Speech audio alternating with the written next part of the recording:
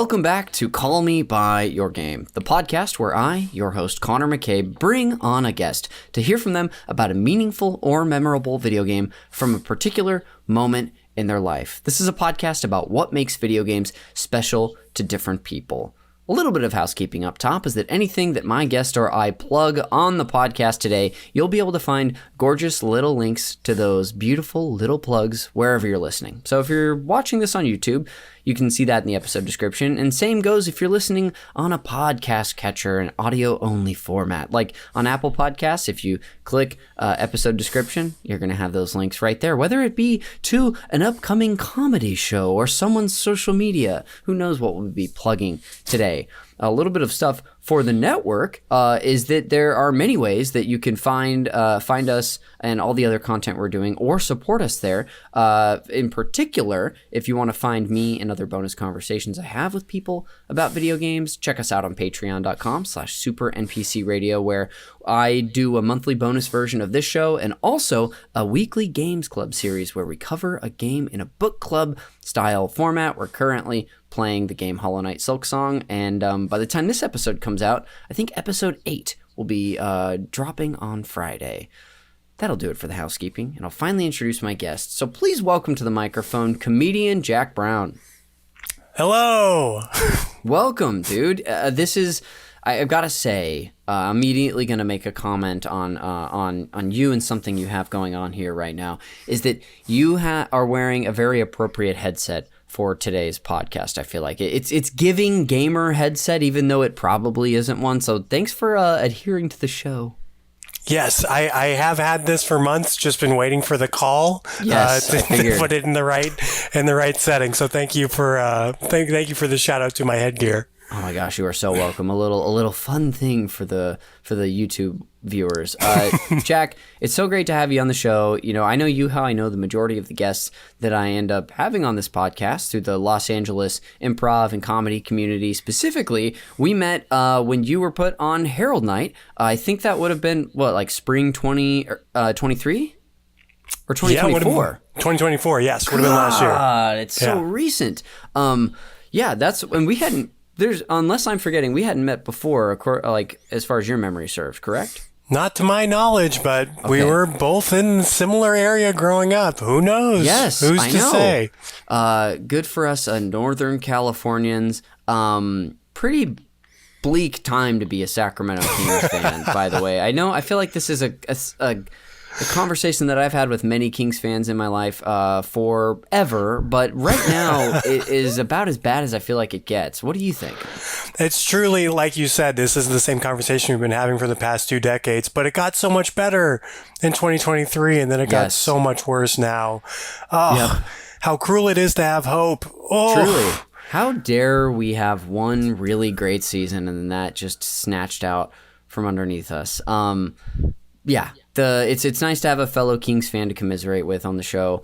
But I know you to be just like one of the funniest people I've ever seen on stage. You're so hilarious. You're so creative. I love whether it's your improv work or your character work, Jack. It's like there's certain performers that we all get to be around and who are always exciting. And I'm like, what is this person about to do on stage? You fall in that category. That's how I know you, mostly outside of getting to socialize here and there. But what do you want to share with yourself or with the listener about yourself? And who are you? Do you want to plug anything? Yeah, one thing I want to share with myself is this is awesome. One thing I want to share with you is that the feeling's mutual.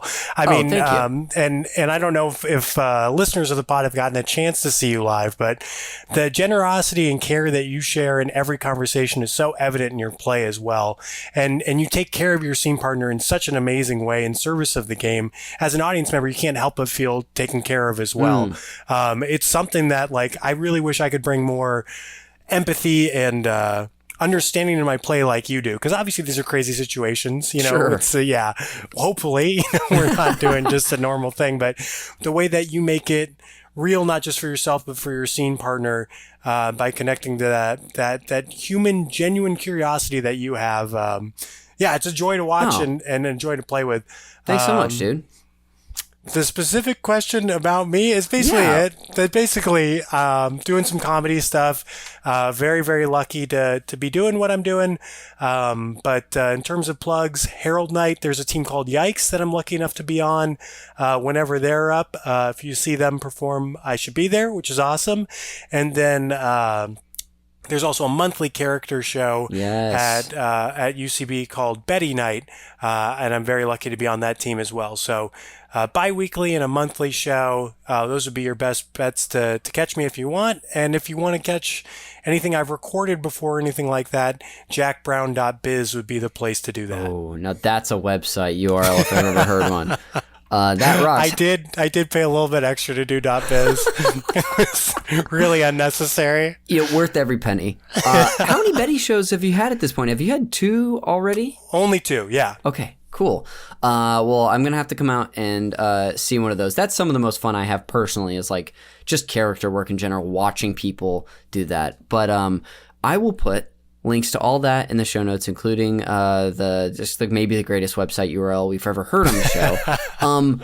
You and I are going to get into a little bit of your general history with video games in just a second. But before we do, I'd love if you tee up what we have coming for the main event and call me by your game. Yes.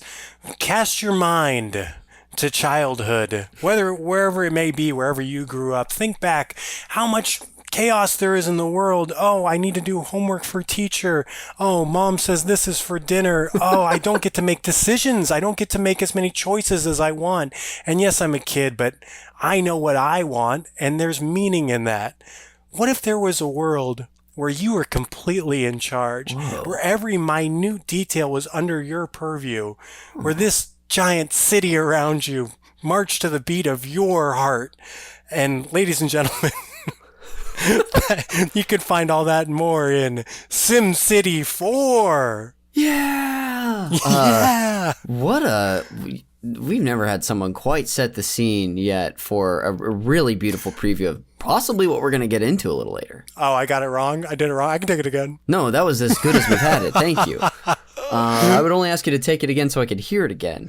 I can't wait to talk to you about your time with SimCity 4. We've had some people come on the show and share about the Sims and the Sims franchise in general, but no SimCity love yet. And so this is just going to be another fun dip into sort of that whole universe. Let's discuss your general history with video games, though. I'd love to start early on for you. Do you have any memories that come to mind of your earliest memories with video games? This could be observing someone play or you playing yourself.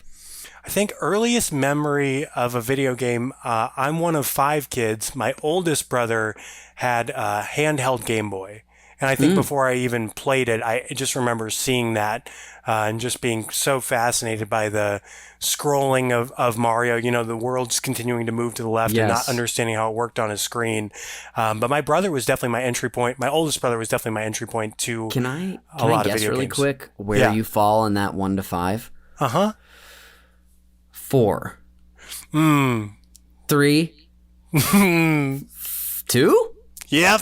Oh, I was just, for some reason, I was like, the youth was radiating from you. I'm like, it's got to be a 4. I was even thinking 5, but when you responded to the 4, I was like, oh, shit, I'm way off. So number 2 we have. Yes. You can get them all on. I'm sure they do it. This could be the first in the Ooh, good. That's 4 more children. Episodes I can bank. Sorry to interrupt you. No, you're good. But yeah, that was basically really where it started for me was my brother having a Game Boy and then us fighting over the Game Boy and then me eventually having a Game Boy. Nice.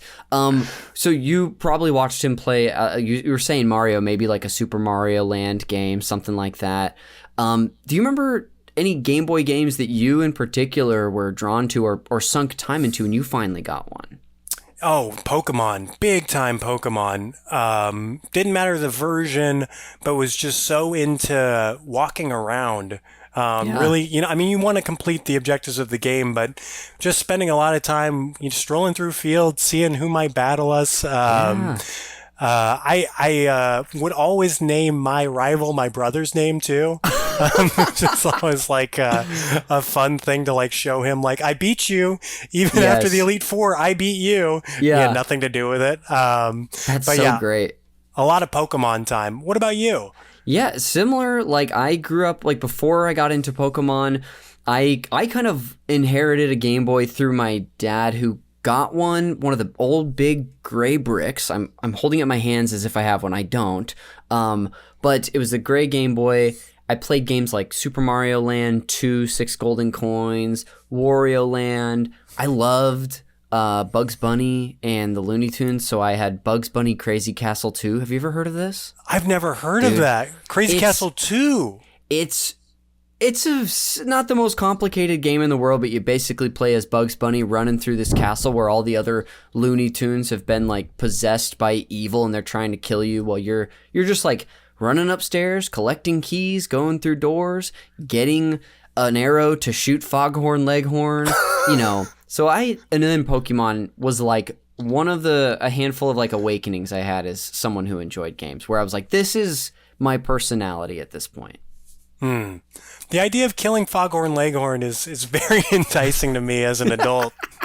Because hey, you're a big fan of chicken, right? Yeah. This guy likes chicken. Give him a drumstick, he'll go crazy. Excuse me, waiter, was this chicken Foghorn Leghorn? Yeah. Not today, but at some point. Yeah, so I loved the Game Boy 2.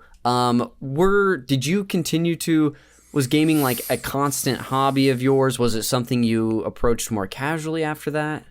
I loved the game. Just absolutely loved it. I actually, in thinking about this podcast, I remembered I was on swim team a little bit too early because it was easier for my parents to just, my brother was already swimming, to have me swim too. Sure. I was so afraid of the deep end. So I'm in competition swimming and I won't do the deep end.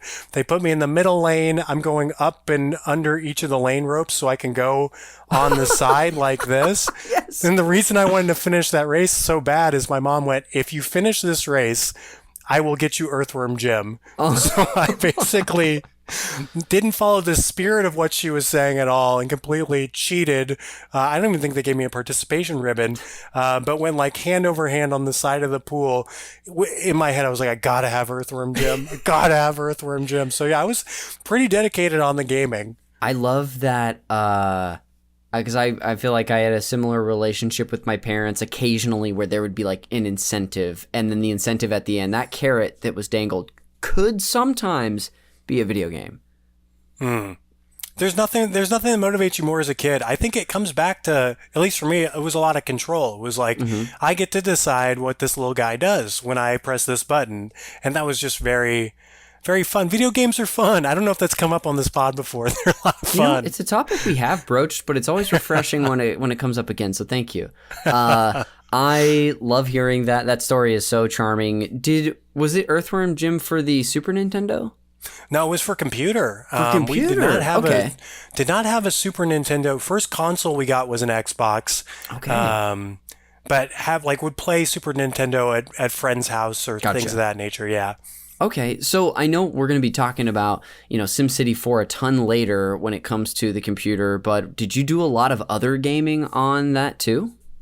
Yeah, I definitely would say it was primarily split between computer and Xbox gaming. Okay. Just depending on what was available. Again, I feel like I keep saying this, but just with 5 kids, there's a rotation on who's on what. Oh, sure. So whenever things were open, someone was hopping on there. But yeah, a lot of gaming, a lot of sports games for me too. Yeah, that's right. Which is like a funny thing to look at in hindsight, but I mean, it didn't matter. Madden, NBA Live, Rugby '08, any sports game I absolutely loved because they were kind of the only games I could beat my older brother at because he didn't care about that stuff as much. Yes. So sports games kind of became my main focus. That's great. You had mentioned Rugby '08 as a possible contender for a game we might discuss today. Can Can you tell me about this game? I know nothing about it. I'd love to hear your experience. Rugby 08 is the greatest sports game of all time. Of all time. Wow. They didn't make another rugby game after it, not because it didn't sell well enough, because they perfected it and they respected that it was done.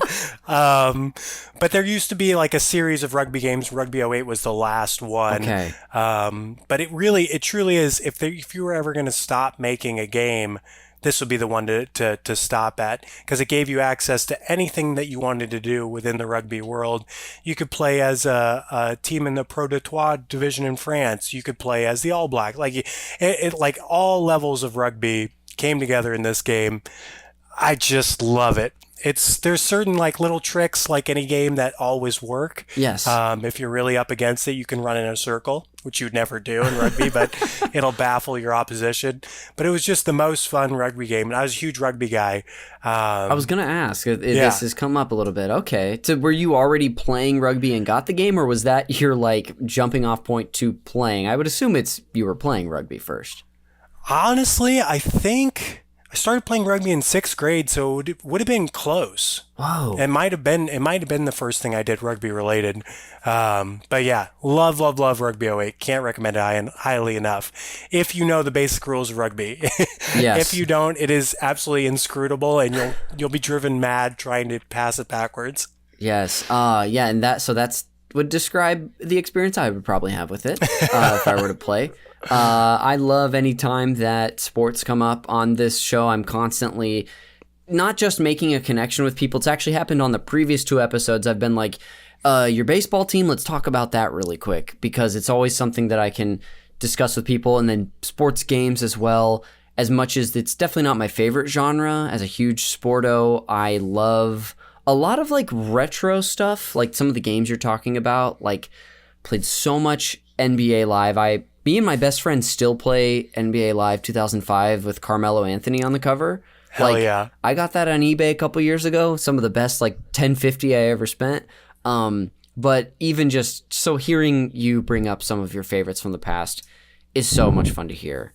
Yeah, go ahead. Were you like a big like, I want to play MLB The Show, or like, were there any sports games that resonated with you? They're like, do you mean more recently or just in general? In general. In general, I've never really been attracted to the show. I played a version of it in like 2019. I think it was probably the show 2019, and it just did not grab me. But a more modern sports game that is less simulation based like that I loved, which if you like baseball at all, you might like this, is called Super Mega Baseball. Do you know this series? No. Dude, do you like baseball at all? Yeah. Okay. I would recommend checking out, if you ever see like Super Mega Baseball 3 on a sale, check it out, because it really hits the middle ground of simulation. Like, if you really like a sport, like the realistic parts of the sport, but also the arcadey nature and the silly nature of sports as well. The characters are all designed super weird, so they look almost grotesque. It's very accessible. The difficulty slider is crazy in depth, so you can start, like, let's say you're comfortable at pitching, but hitting's really tough. You can have your pitching difficulty up, your hitting difficulty down.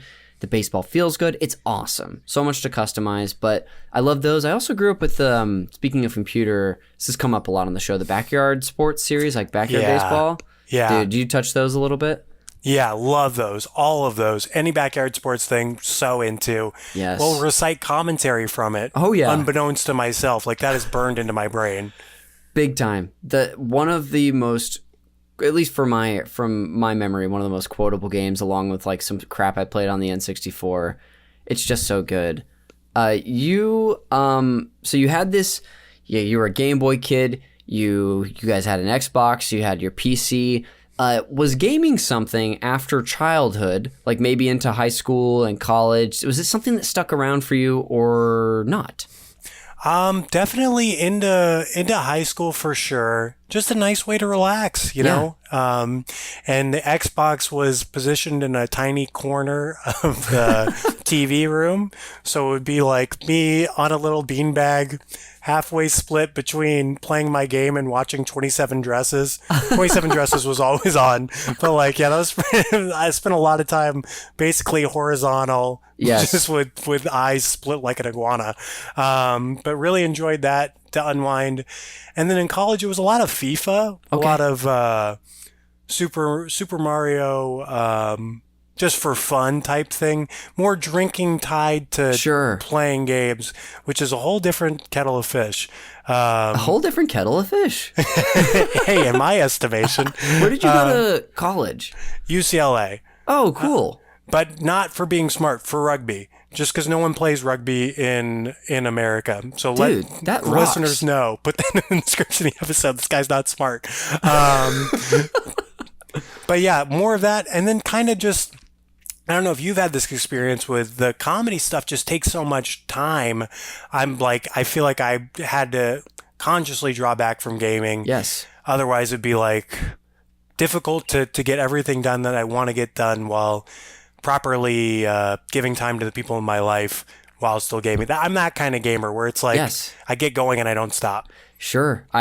Very relatable thing that it comes up for a lot of guests on the podcast. And I think that there's no one way that a relationship with gaming, and I'm not trying to be like, oh, anyway is cool to have a relationship with gaming, but I guess it can be that way. That's kind of what I'm saying here, which is I've never really experienced that where as much as you can see all this video game shit behind me, I have a podcast about video games. It's a huge part of my life, but I don't binge as much as some people, and maybe that's not exactly what you're describing, but I still spend a lot of time on it like throughout the week, where it's like chunks here and there where I'm like, oh man, what could that have been used for? And the balance of work, life, games, comedy can be a really tough one to I guess do. Like you're kind of getting out of like, well, if I want to spend more time doing this or with the people in my life, something's got to give. And 'cause there's only so many hours in the day, Jack. I'm beginning to learn that. I'm hearing that more and more. But it sounds like you have a modicum of self-control, which I think I lack. Yes. Yeah. It's so funny because I would say that I definitely do, but I also have trouble. Time management's not even an issue for me, but carving out time for everything is a challenge. And sometimes the things that go by the wayside are not the things I have like an actual deadline for. This is probably very relatable, or accountability. Like, because I'm, run this little podcast network and I'm doing a few shows a week, I'm like, okay, I've got to play this for this series and then this for this bonus that I do. So that ends up taking precedent when I'm like, well, what if I just wrote for myself a little more? A common thing. We're sort of this is great. We're sort of mixing our worlds of creativity and video games. Does it feel like work? Don't ever apologize to me ever. Okay, kill me with sure, a gun before you apologize to me. But does it ever feel like, oh, I'm playing this because I have to for work, or is it always like, hell yeah, this is fun? I think it's almost always. I've set myself up to where it's almost always fun, even if I am playing it for work. Like the Games Club series I was referencing earlier. I know that, well, kind of by every Tuesday, I've got to play this chunk of this game that we have on a little Google sheet. But there are times where it feels more like work than just fun, where maybe would have chosen something different sometimes. I love that, though. It's kind of fun to be like, okay, my job is I got to punch in at the Mr. Game & Watch factory and flip a few flapjacks. 100%. As we, head towards the break, I do have a couple more questions for you about your history, which is, what is a game you've played most recently that you enjoyed? This could be something at home that you haven't brought up, or that you've played with a friend or out at an arcade. I don't know if this counts, so let me know if this answer is invalid. You ever heard of Mappy? The arcade game Mappy. Never. What is this? Mappy is, please look it up because I'm not going to explain it right. Mappy is a micro police mouse. I see. It's from 1983. It was we went to Austin for an improv festival. Yes. And they had this machine in our Airbnb. And it was a case of like multiple other people staying in the room with me, but me being like, all right, good night, guys. And then playing Mappy quietly while other people slept. Having the proximity to Mappy really, it made me Mappy crazy in a really great way. I bet he played so much Mappy. Guy's going to need a nappy the next day, if you understand. That's so much fun. It looked like a sort of like a arcadey platformer akin to like the... not Super Mario Brothers, but Mario Bros. Or kind of Donkey Kong. Yeah, what was it? What? How would you describe it? The thing that really hooked me at first is the opening credits are basically like that one I Think You Should Leave sketch with the eggs, where it's like, why is this? It's like jump on trampoline, 10 points. When hit by door, 50 points. Microwave, mystery score. And then, like when it said mystery score is the third thing, I'm like, so they don't even know what's going, like who's in charge of what?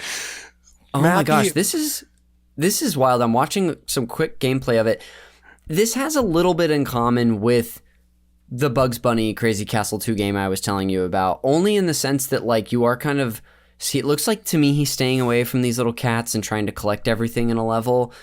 You kind of do that, but it seems that he can like, as long as he's not standing on the same platform as one, he's okay. But if you can like pass one on the way up and down a gap, and you're fine. This is wild. I've never heard of this game before. Please check out Mappy. Anybody listening at home. Yeah, actually, if I can go back to my plugs, I would like to just plug Mappy. I'll put a link to some illegal website in the show notes for sure. It's ACAB except for Mappy. Yeah, Mappy is our one exception. Officer Jenny, unfortunately, a cab. The last question that I have for you is, actually, this is kind of a two-parter, so forgive me. First is, how would you describe yourself as a gamer now? Is it just something that you're like, when you find something like that, you play it? Do you ever play it at home? I'll give you the floor. I have Rugby 08 on my computer through a PlayStation... BIOS is what it says. I don't know. My little brother downloaded it for me. And I'm like, sometimes if it's a bad day, I'm mopping on Rugby 08. But that's the only game I have on there. It's really, for me, it's like I said earlier, I have to, when it's a game night, I'm so in like arcade or anything like that, but I can't have it in the home. Yes. I'm going to be using it all the time. That's where I'm at right now. And hopefully that, like, it's a nice thing too for me, because I'm like, well, if and when this comedy stuff either works out or doesn't, I know I'm going to enjoy playing these games again. So it's just kind of here. Not for now type thing, but looking forward to getting back into it at some point. This is great. That helps lead me to the last question I wanted to ask you, which is, what's a game that you have seen out in the world, whether it's been advertised, a friend has played it, or some game that you've not played that is intriguing to you? So many. I mean, you just mentioned the Silksong thing. The whole like community around Silksong seems amazing. I was really hyped for No Man's Sky, which I guess ended up being like bad, but I was like, that sounds fun to just explore and go around and that kind of stuff. I mean, Death Stranding, I mean, there have been so many amazing games that have come out in this period where I have not been gaming. Yes. I'm sure you've talked about it previously. What's been your favorite game of the 2020s? Not to put you on the spot. Of the 2020s, it's just a very basic answer, but a game that, and I can tell you if I brought up my list, I could tell you my top 20 favorite games ever, because it's an ever-evolving list that I have incorporated into the podcast. But the game that's tied for my 1B favorite game ever is The Legend of Zelda Tears of the Kingdom, which is the follow-up to Breath of the Wild. Are you familiar with those? Yes. Yes. I'm a huge Zelda fan, so I was a mark for it in general, and I really fell in love with the creativity in that game. So that's probably an answer. I also loved this wild game called Alan Wake 2, which is about this, you play as this like author in a sort of Stephen King like story where it's very meta. The story's kind of writing itself and unwriting itself as you play it. Those games came out in the same year, and they were both phenomenal. Cool. I love that. That sounds really fun. It seems like the narrative push of games has really evolved more and more. Definitely. Both in like both of those games that I just named are like enormous, what they call AAA huge releases, but also little indie stuff is great. Like some of the things that Silksong is doing is really cool as well with narrative. It's just that it's a whole nother world that you can interact with a player or a viewer in ways that you can't even do in film and TV. It's just different, but one last thing for you is that I've heard that No Man's Sky, it obviously had a very rough launch, but that it's apparently amazing now, is what I've heard. Is that the team really kept at it and didn't give up on it. And so whenever that opening comes for you in the future, once you've made it, No Man's Sky will be waiting there. Hell yeah, I love to hear that. Wait, one more question for me, though. Yeah. How do you feel about Legend of Zelda movie? I have no idea how to feel. Yeah. I hope it's really great. Mm-hmm. I'm surprised that it's live action because I feel like animation would have been a very easy way to go. I'm really glad that Illumination's not making it. But no Minions then. I know. Get the Minions in. We don't need the Koroks, put the Minions in.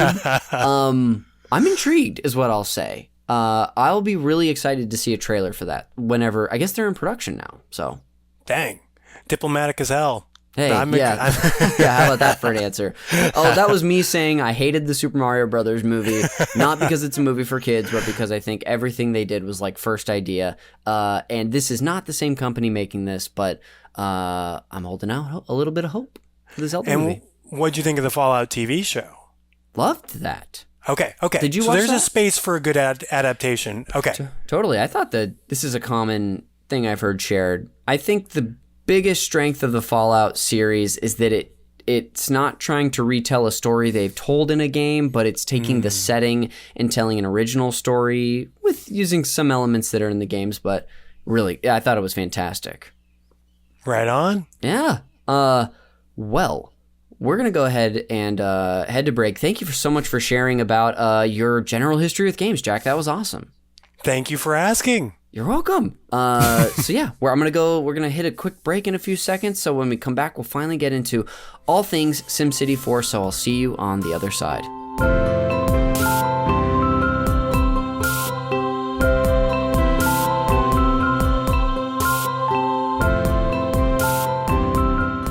Welcome back to Call Me By Your Game. Connor McCabe returning for the second half of the show with my guest, Jack Brown. Jack, welcome back.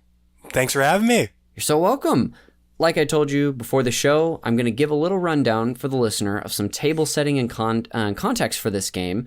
And if you want to jump in, if you happen to be a historian on the ins and outs of this SimCity 4, you've got the green light to step in. Thank you. You're welcome. Otherwise, I can just monologue for a few paragraphs. And I'll start by doing that now. SimCity 4 is a city-building simulation video game developed by Maxis, a subsidiary of Electronic Arts. The game was released in January 2003 for Microsoft Windows and in June of the same year for Mac OS X. It is the fourth major installment in the SimCity series, and it has a single expansion pack called Rush Hour, which adds features to the game. SimCity 4 Deluxe Edition contains the original game and Rush Hour combined as a single product. The game allows players to create a region of land by terraforming and then to design and build a settlement which can grow into a city. Players can zone different areas of land as commercial, industrial, or residential development, as well as build and maintain public services, transport, and utilities. For the success of a city, players must manage its finances, environment, and quality of life for its residents. SimCity 4 introduces night and day cycles and other special effects for the first time in the SimCity series. External tools such as the Building Architect tool allow custom third-party buildings and content to be added to the gameplay.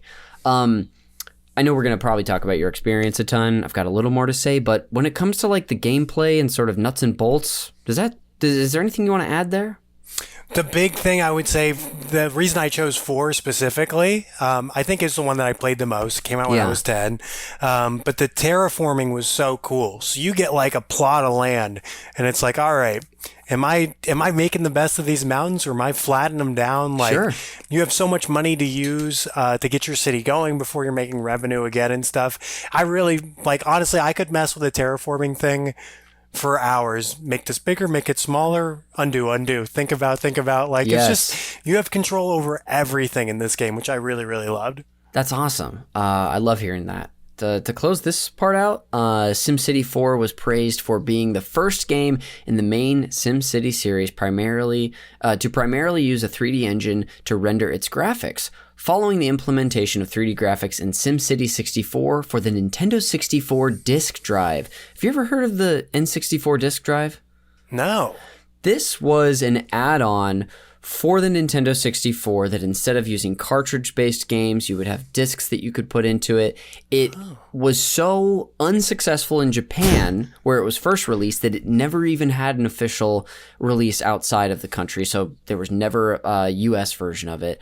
But this game did exist for SimCity 64, rather, existed in Japan. This game that we're talking about today received widespread acclaim, won several awards, and was one of the top 10 selling PC games of 2003. However, it was criticized for its difficulty and demands on computer performance, so must have been a little demanding on the computer.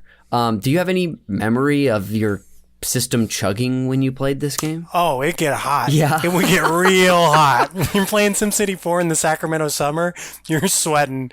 I can imagine. Just picture like, I've basically been the same size since I was 10, so just picture like a portly boy, huge head, shirt off, sweating his ass off, being like, no, the residential community's pissed at the industry. How am I going to mediate this dispute? Most stressed out 10-year-old I've ever seen.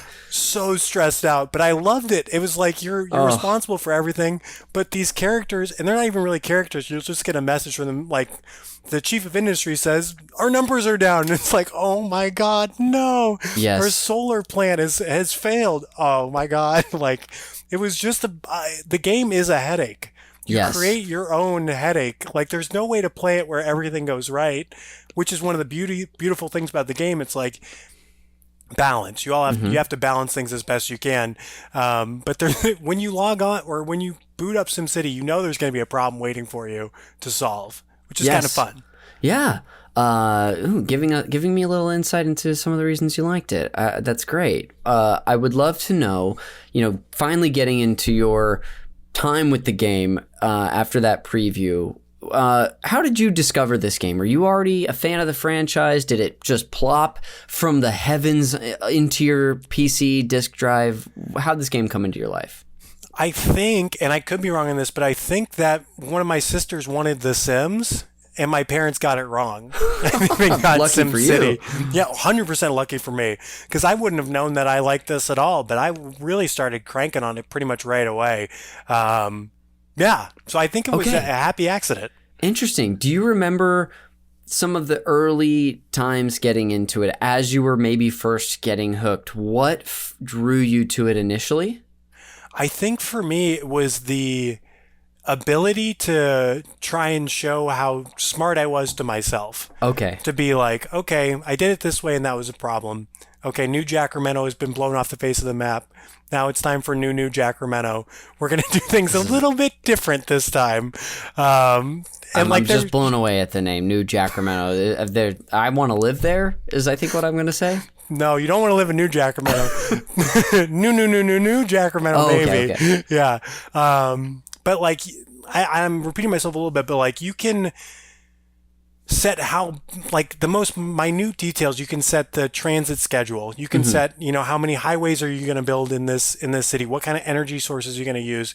I have to be honest, got to come clean. I constructed slums, unbeknownst to myself. Looking back now, I'm like, oh, how did I manage some of this stuff? And I was like reading through some of the SimCity stuff, and it's like, yes, you have to balance the workers with the industry, and then the workers need to live somewhere. So it was like, I think what really resonated with me is the amount of decisions I got to make. Yes. Yeah, you had given us a little, I keep saying the word preview. I'm just going to say it again. You had given us a preview way earlier in the show when introducing this game, but it sounds like that was something that, you literally said that was something that resonated with you. And is it something that you understood at the time, or maybe looking with retrospect that hit you? Definitely with retrospect. At the time, I was not aware that I was gentrifying my own communities that I had created. Yes. I was just more like, let me get my homework done, let me get through practice, and then it's time for me to check in with my city. Because in my head, they're waiting for me all day. I'm the mayor. You can play in God mode or mayor mode. I would play in mayor mode. It was a little bit harder. But like every day, I'd be like, got to get through this, got to get this done. Okay, I'm done with dinner. I need to go check in with my city. Yes. Had you ever played a game like this before this one, from what you can remember? No. And I think that was another reason it resonated with me so much. It kind of just blew my mind. It was like the first, I don't know if open world's the right word for it, but there's not like an objective that you're trying to... Open-ended, at least. Yes, yeah. There's not like a clear, do this and the level's done type thing. It's just build the city for as long as you want. You can keep building it forever if you'd like to. Yeah. Amazing. Do you remember any hurdles or like big moments of like breakthroughs that you had when you were playing this game? And I understand this is probably like we're looking at least 20 years in the past or so. But yeah, does anything come to mind with specifically with the gameplay and you growing with your expertise here? I think the first major thing I learned, my big issue to begin with is I would listen to everyone. Every council member, anyone who would come to me with a problem, I go, okay, you're right. We'll switch back to coal. We'll do this, we'll do whatever. And you have to learn to just say no to some people. Yeah. Which feels like a very astute lesson when I'm saying it out loud. I'm sure I didn't internalize it. I'm sure I still haven't internalized it, but that was definitely big for me because I thought the whole point of the game was just to listen to the people. Yes. And then realizing, oh no, I have to make a decision on whether to listen to them was kind of fun. Interesting. I've played a few games that have elements of that are not necessarily in this same genre. Do you know the Fable series at all? Have you heard of Fable? I don't.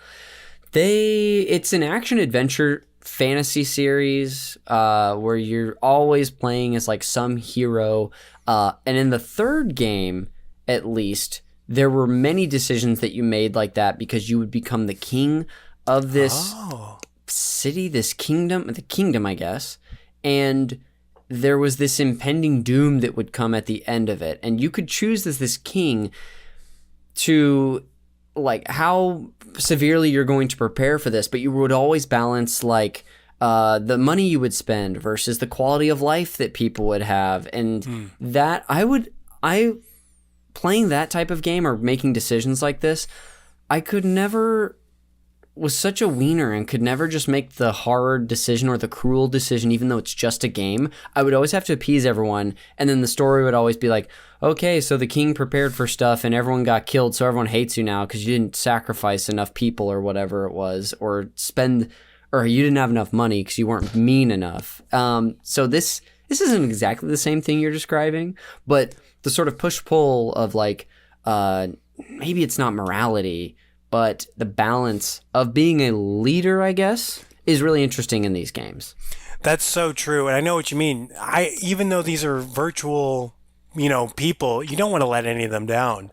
I truly love my citizens, which is a crazy thing to say out loud, but it was like, I really wanted the best for them. Yes. And like to the point where I'd be like, what are you guys doing? Take the highway. Like, I built it for you. Yeah, but I know what you mean. Sometimes having to make an immoral choice in a game or having two bad choices presented to you is paralyzing for me as well.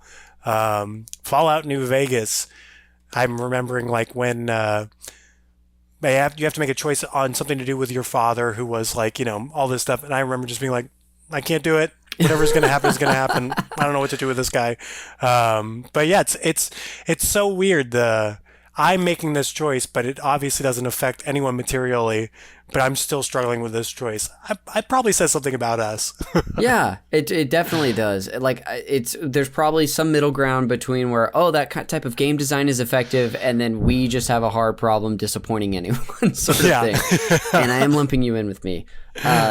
That's great. Were there gameplay elements or strategies that you had that you would either lean on or that you found yourself breaking away from back when you would play? Because I know there's so many choices and buttons you can press in this game to change things. Does anything come to mind for you?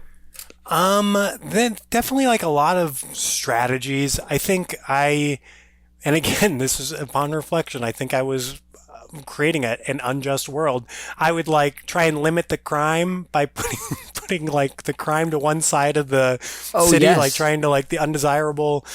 God, this is bad to say, and then put a bunch of police stations around it. Yes. And be like, don't even go near the industrial center. Please, guys, stay over well, here. Well, to be clear, just so you know, I set this whole podcast up as a trap to criminalize 10-year-old you. But go ahead, sorry. Well, it's also like, wait, what happened in our world is what a 10-year-old would have done. That's not right either. Someone should have thought more about this.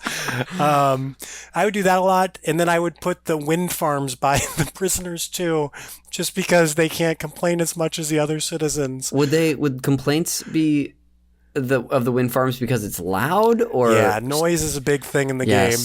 Yeah. Like, there's like, money's obviously important. Transportation times are important.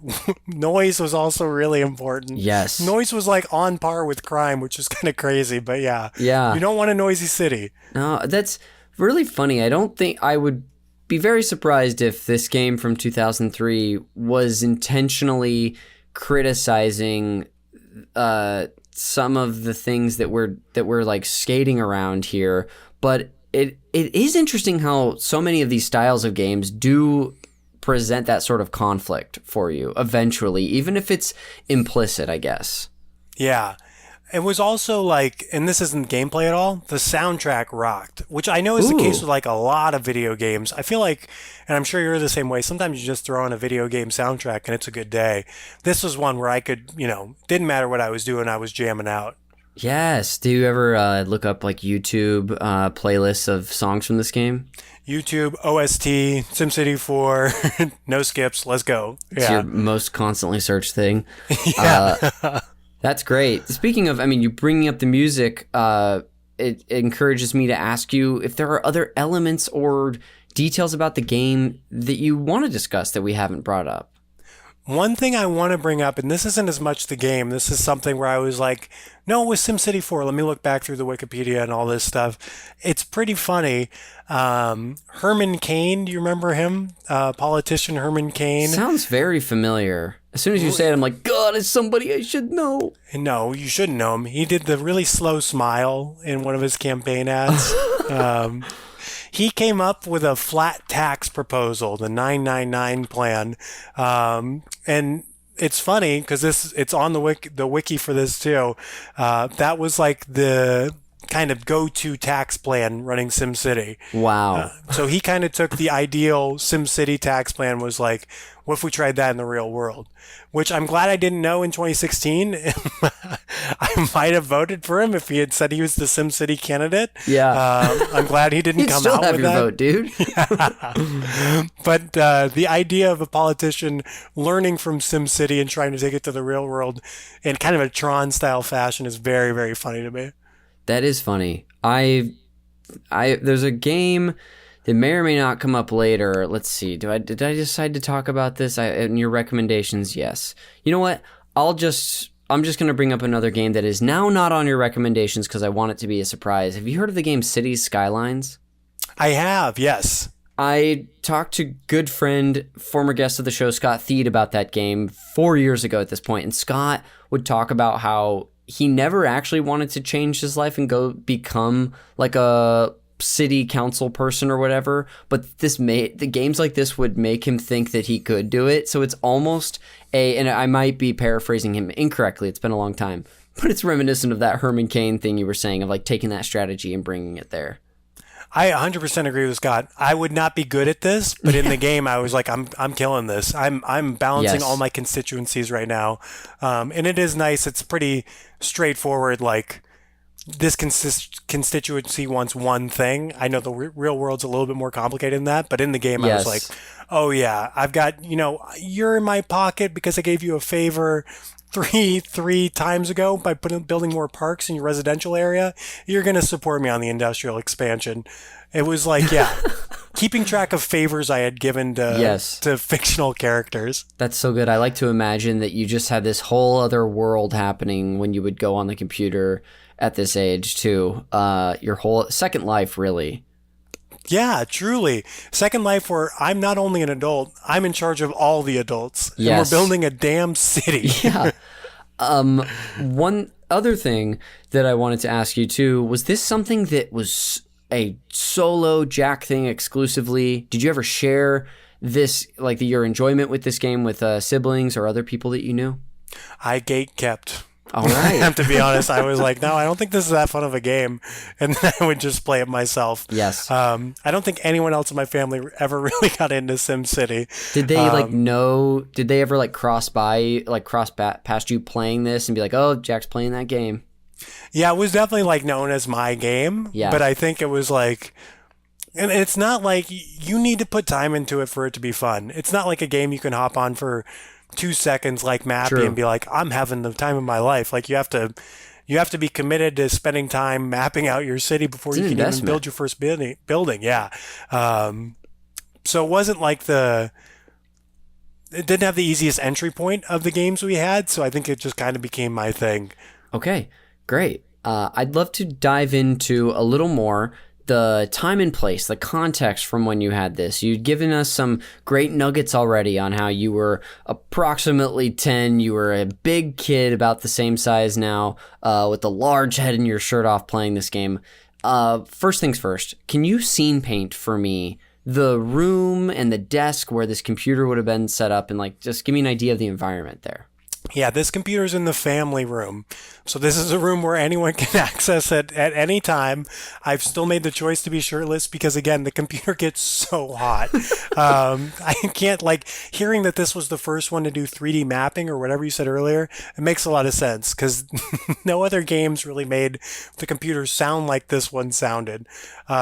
This was also there was a computer this was kind of the game computer for the house, but also occasionally other people would need to use this computer.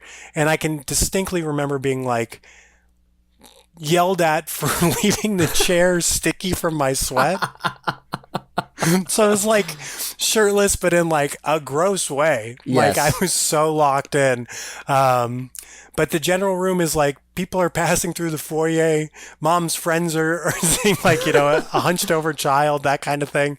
Very, very public, very center of the house, where I'm getting into this, but primarily playing at night. Okay. Homework's done, practice is done, all that stuff, free time. I'm getting into SimCity.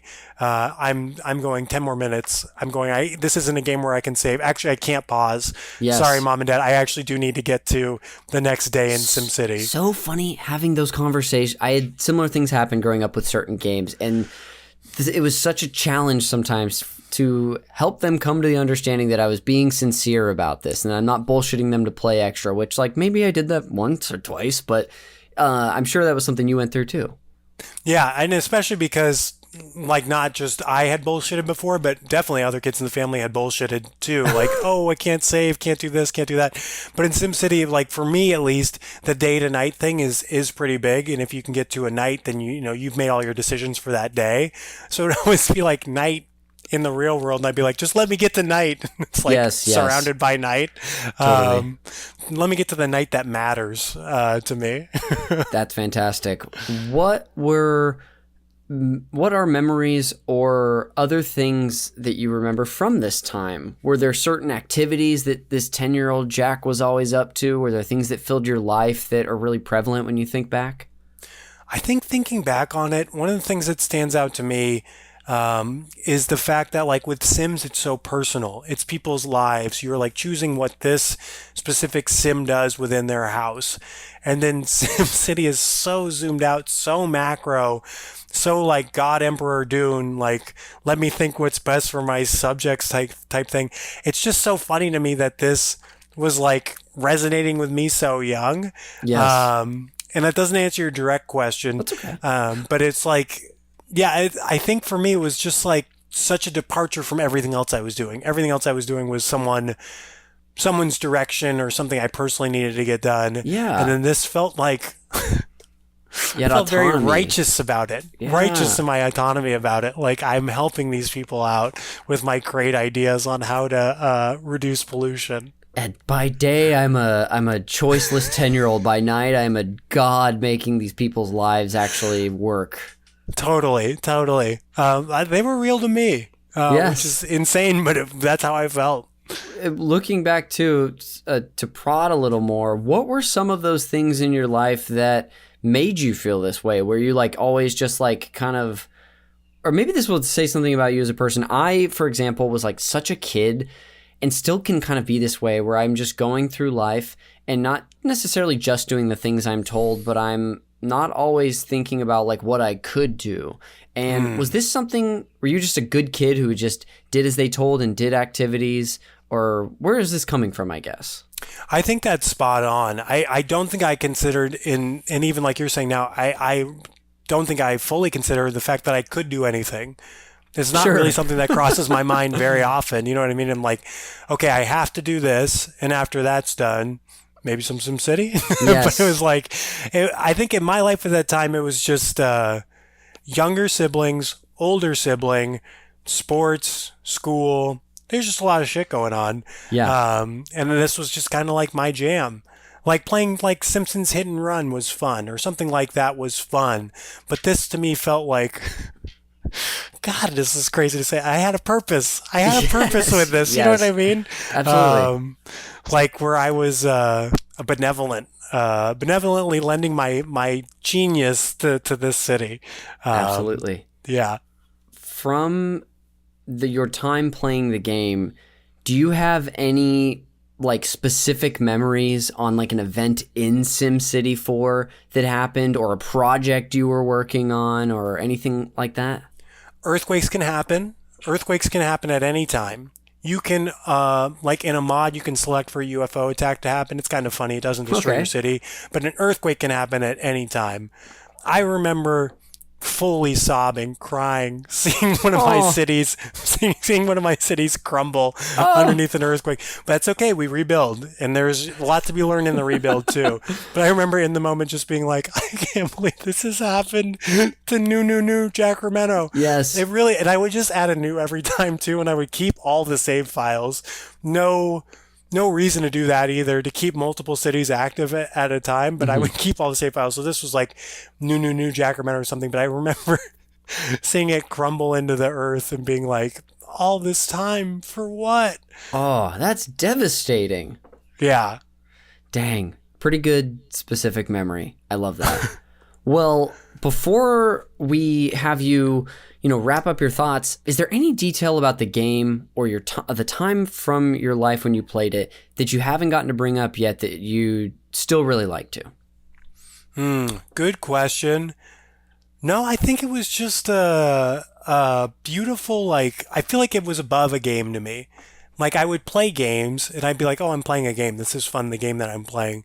But this felt like a purpose. I don't know. Yes. That's like, yeah. The more I ruminate on this, that's I guess what I'm locking in on is how crazily I was like, I gotta get back to SimCity tonight. They need me. Incredible. You don't even understand. Whatever you're talking about chores in the real world, there's another sibling that could do that. You need homework done. There's other students in the class. I alone can save these 4 Sims. District 4 is without power, Mom. Does that even matter to you?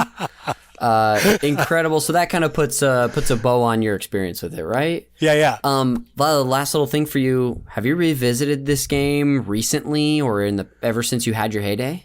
I feel like I'm gonna now. Yeah. I feel like talking about I'm kind of charged up right now. I kind of Yes. want to break ground on another new Sacramento or maybe a Los Jack Angeles. We'll work on that. Oh, I love Los Jack Angeles. We'll workshop that. Fantastic. Well, I've got a couple of quick things to put us through, but Jack, thanks so much for bringing on SimCity 4. This is awesome hearing from you. Thanks for having me. You betcha. To close things out really quick, I'm going to lead us into our final 2 segments, the first of which is the Fact Me by Your Game segment, where I'm just going to share a fun fact with you about related to the game you brought on today. As you knew, the listener doesn't know this until now, but I prepared for the wrong game. What a silly thing. I prepared for SimCity, the reboot in 2013.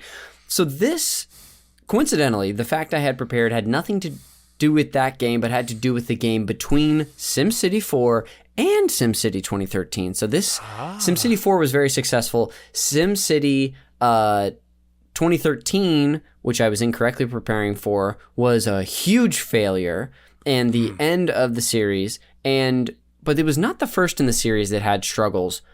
Did you ever play SimCity Societies from 2000? I think it was like 2007. Do you know this game? No, I don't think I did. SimCity Societies, I'll give you a little rundown on it. It was also a failure like SimCity 2013, but not quite to that degree. It's a city building simulation video game, just like SimCity, developed by a different company, though, probably part of the reason why it struggled. They were called Tilted Mill Entertainment. The gameplay is significantly different than the previous SimCity titles, with a greater focus on social development. It was released in 2007 with mixed reviews, but there was criticism for this oversimplified gameplay and having a poor visual performance. The game, your society and your city was sort of shaped by the societal values that you leaned on, and here are the 6 societal values from SimCity Societies. There was productivity, prosperity, creativity, spirituality, authority, and knowledge. And apparently, this game was just whatever. But not the last failure in the series, and thankfully SimCity 4 was a total success.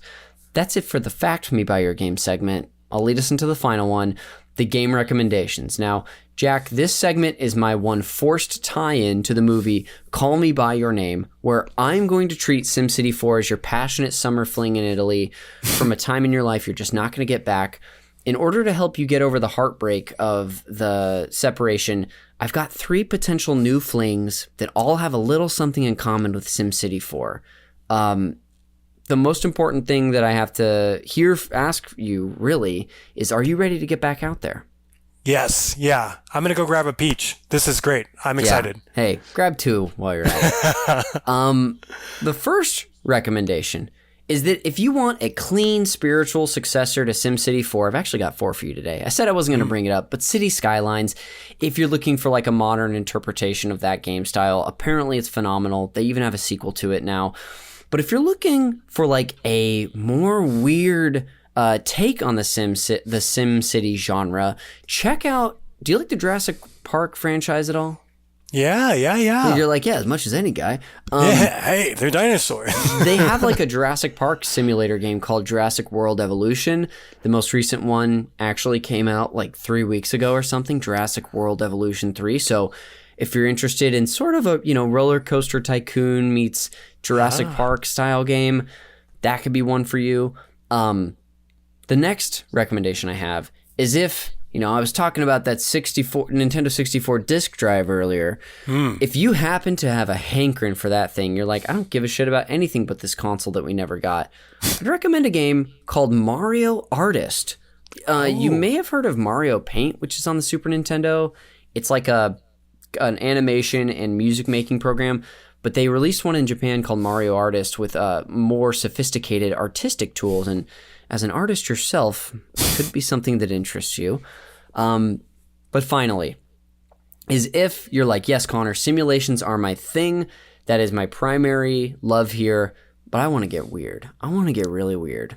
I'll recommend a game to you called Deer Simulator. It's actually called Deer Simulator. It's got like 5 E's in the name, or 6. I take it you probably haven't heard of this game.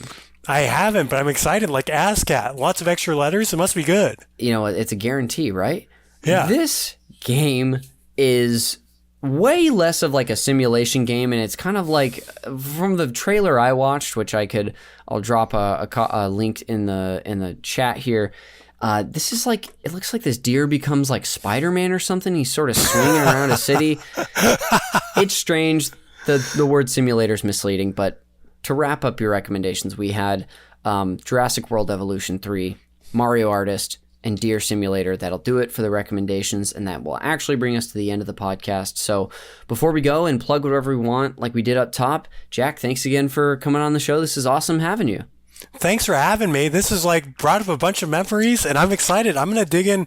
I think I might give City Skylines a shot. Ooh. But the Deer Simulator sounds wild, too. Yeah, that might be something you play once and are like, I don't need this in my life.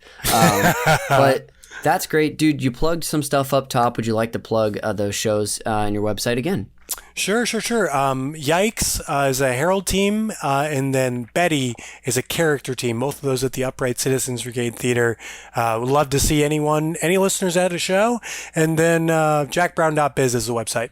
Fantastic. Thanks again. All of the things that you just plugged and everything I'm about to plug can be found in a link in the show notes, including the cover art for Call Me By Your Game is done by the artist Glenn J. You can find him at his Instagram at Glenn with 2 N's.jay. I almost forgot it. I've said that like 266 times and my brain kind of blanked. This show is produced, edited, and the original music that you hear throughout is done by Jeremy Schmidt. You can find his podcast and give him a thanks by listening to Video Games, a Comedy Show, wherever you get your podcasts. You can find Call Me By Your Game all over social media. We're on Blue Sky, Instagram, and you can find a YouTube version of every new episode of this show on our YouTube channel.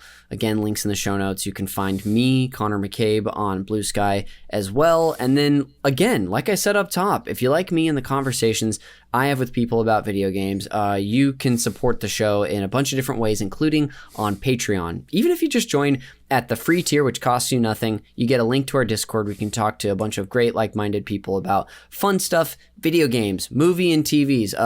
Let's pick a random channel in our Discord here. We have a whole channel about memes where you can share funny memes. So if you want to support us on Patreon, there's a free tier where you get all of our free podcasts in a feed as well. Or check out our Games Club tier at the DJ Toad tier. We've got more stuff all around. Find something that works for you.